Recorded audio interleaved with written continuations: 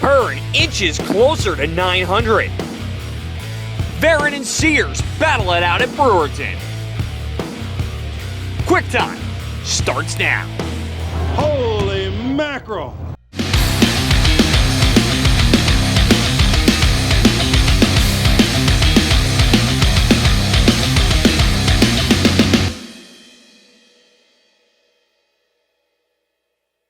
The following video is brought to you by La Rochelle Auto Body and Restoration. Hello everyone, I'm your host Mike Warren. Get ready for a jam-packed episode of Quick Time as we start off with double features from the Valley of Speed. It was double feature for the Lebanon Valley Speedway Modifieds last Saturday, and the first one was tough for a lot of competitors, including Eddie Marshall, who slams the outside wall, collecting a number of vehicles, including Paul Gilardi, Andy Bacchetti, Mike King, and Robbie Pitcher, among others. There would be plenty of bench sheet metal and sore drivers, but everyone was okay in the melee. Several drivers involved as Brett Hearn was able to avoid all the chaos to take feature win number 896 in his career. Start of the main event, the regularly scheduled one that is, would see Paul Gilardi and Denny Soltis on the front as the Connecticut Yankee would take command of the early race lead as Tremont would battle with the 88 of Olden Dwyer and the 25 of Chad Jesio. Trying to crack the top three here as he gets around the 42 of Shelton, and a few laps later he gets by Gilardi down the back straightaway. The Sand Lake slingshot made it look easy on the high side as he easily passes the Connecticut Yankee for the lead. Meanwhile, behind him, Keith Flack, the current High Point man, making moves as he would make it all the way to third position, but nobody was catching the 115 of Tremont as he finally takes the checkers for the first time in 2017. Reckner would finish in second, Keith Flack third, Brett Hearn fourth, and J.R. Hefner would round out the top five. To the Brewerton Speedway we go in a battle between two top competitors as Bobby Varon and Tim Sears would battle it out. Special thanks to our friends at Thomas Video Production as the early battle see the 93 of Ryan Bartlett and the 63 of Adam Roberts race hard down the back stretch. Roberts going to get the position for fourth. There was a very green feel to this feature event as a lot of lap traffic became a factor. Sears and Varon raced down the backstretch toe-to-toe with Sears pulling slightly ahead, but Varon comes right back on the top. They continue to race hard and actually make some contact, but both drivers would be able to hang on. Down the front stretch, cars would come together again, which would send Sears out of control and into the outside wall, and under caution, well, Sears showed a little bit too much displeasure with Varon as he ran his car into the 76 machine. Varon would retake the lead, but not for long as some suspension damage would be on the 76 as he loses it in turns one and takes Gary Tompkins with him, which opened the door for Kid Lightning, Larry White, as he would race on for the feature win.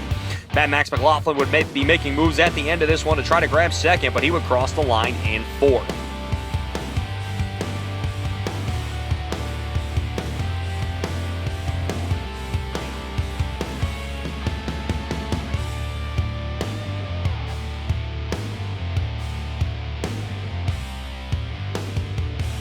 To the great race place we go as Brian Whittemore in the 36 led the first couple of laps, but it wasn't too long before the 115 of Kenny Tremont would grab the lead away. Whittemore in this highlight as well, but for the wrong reason as he loses it with multiple cars involved, including last week's winner, Brett Hearn. The damage would be terminal to the 20 machine as he was done for the evening. More trouble here as last year's champ Mark Johnson and Elmo Reckner get together off of turn number 2, and very rarely do we see many cars actually catch and pass the 115, but that's what Ronnie Johnson did as he takes the 115 to school, going three wide down the backstretch here now as Mark Johnson trying to get everything he can back from the accident. Lap traffic will come into play as Whittemore gets in the way of Tremont, slowing his pace down and allowing the one of Johnson to creep in closer. Caution will come out for the 72 of Cass Bennett slowing on the speedway, and the following restart Johnson gets the advantage of Tremont as he goes high in 1 and 2. Tremont will be able to battle back on the inside before he could muster up some more trouble as Ravina Rocket would bring his 43 to the pits with heavy damage in the Flat Company's car. One last restart, one last shot for Tremont, but Johnson too strong as RJ grabs win number 1 on the season.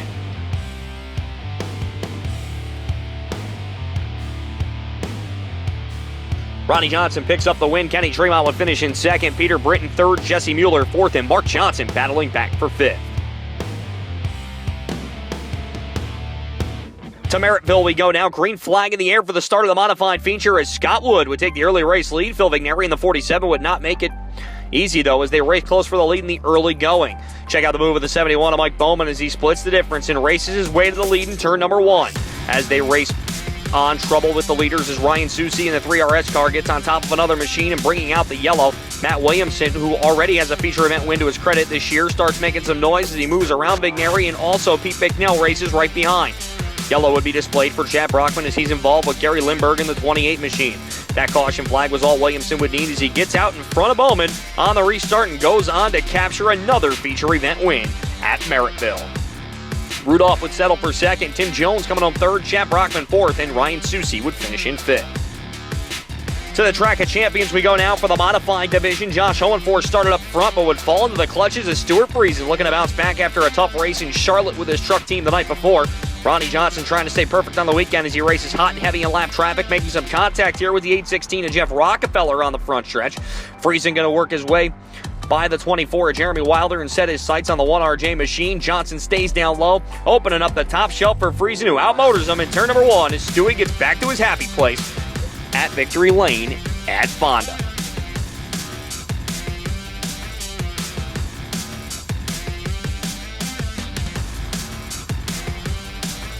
Friesen picks up the win. Johnson would finish in second, Fuller third, Danny Barron fourth, and Josh Hohenfors fifth. Accord highlights now as we start with Libby Johnson in the pure stock race going up and over the concrete. A wild ride as the car would be destroyed, but Libby would be okay. On the gas and setting the pace early was Jimmy Wells as Tommy Johnson right there as well as cars scramble for racing groom. El Misael Mexicano, Anthony Perego, and the three machine looked fast all night, but here he passes Johnson for second. Wells had the lead, but Perego using the bottom side. Going to the inside, he would take the lead away, and it looked to be Perego's race when Brad Roadhap in the 51 would start coming to life. They continue to race hard as tempers would flare behind them as Iron Mike Ricky and Danny Creedon come together a couple times. Track officials would send Ricky to the back, giving Creedon another chance to show his displeasure with the 76. Out front, the Montgomery Missile was able to hang on as Roadhouse muscles an amazing challenge for the top spot.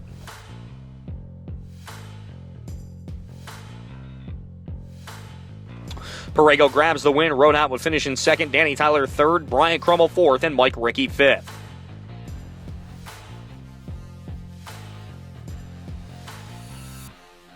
Back to the Valley we go with some quick sportsman highlights as New Milford, Connecticut's Chris Lynch in the 74 was able to get around the 46 of Lem Atkins and take home the $1,000 payday.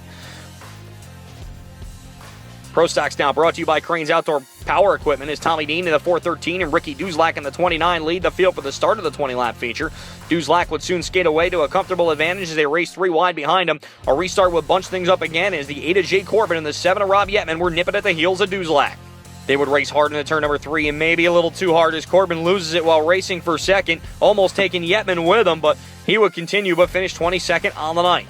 8 laps to go here, side by side. Yetman and Duzlak would go to this battle, would continue lap after lap, leading to an amazing finish.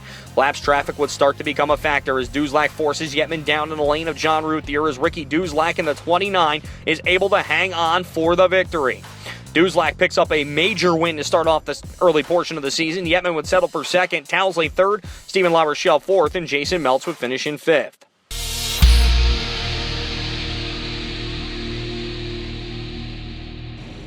Demetrius here at Albany Saratoga Speedway. Tell us about the early season so far. The early season for us is going pretty good. We picked up a win opening night at Lebanon Valley. We got a fourth last week at Lebanon Valley in the small blocks. It's been pretty strong for us with that division, at that track.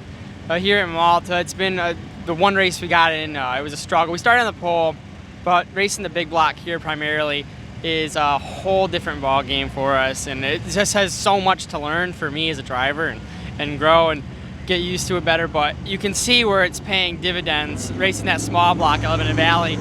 After racing the big block here, the one night I brought the Valley, this car, the big block, to Valley next week. You know, it helped a lot, and just that whole transferring over has been huge, huge just with me, and we're so pleased with that. But once we can get this big block hooked up, we'll be even better here. What is it like competing here at Albany Saratoga on a Friday night with all the names that are here? You definitely feel special, feeling good with yourself, racing next to Brett Hearn and Keith Flack and Peter Britton and whoever else decides to show up that night. But this is definitely the place to be on Friday nights, and that's why we run here. We want the challenge. We want to get better, and running here is like running with the whole Super Dirt Series field every Friday night. I mean, everyone's on the top of their game, right down to the bottom of the pack. I mean, everyone's the best. I mean, this is the place to be on Friday nights in the modified division, and we're so happy to be running here and running at least halfway as decent as we are, and that's really pleasing. Taking a look at your crew, a familiar face for people who've been around racing a long time, Scott Govertson's helping you out. What's it mean to have someone like him helping you out? Scott's been a good guy for us the last few years. He's been a lot of help with us driving and stuff, and you know, he helped me a lot getting to the point where I am, and he was always a good crew guy, and I cannot thank that guy enough for what he's done for me.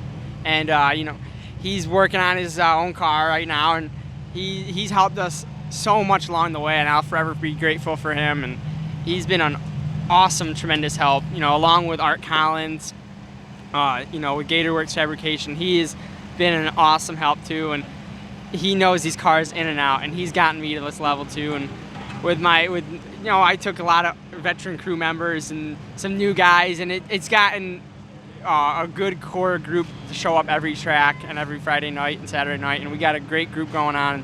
You know, they listen to me, and they help me progress as a driver, and that's what you need on a crew here, is a lot of veterans, because I'm a rookie, and I'll be a rookie for a few more years, I think. But without the veteran crew guys, you know, what is a driver to be? So.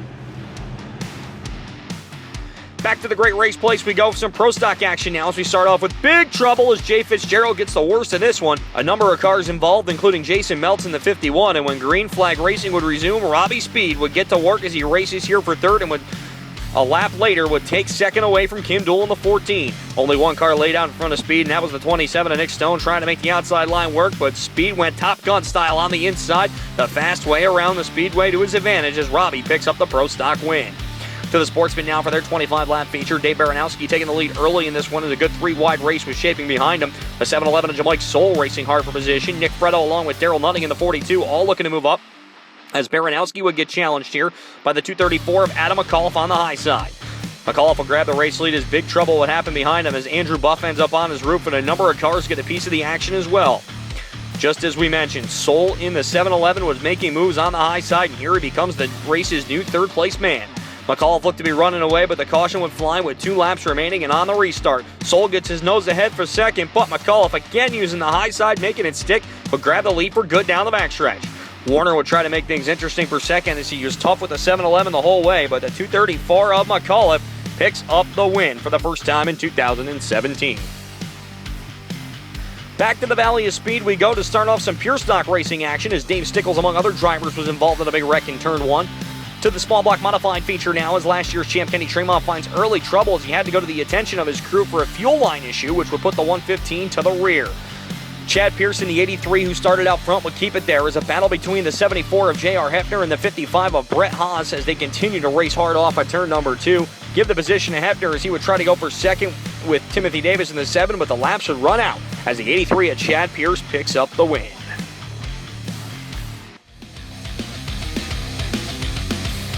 That'll do it for this episode of Quick Time. A special thanks goes out to sponsors at the Flat Companies, Cannon Auto Supply, La Rochelle's Auto Body and Restoration, Crane's Outdoor Power Equipment, Tom Sabin, Bobco Media, and Thomas Productions. I'm Mike Warren. We'll see you next time at the races.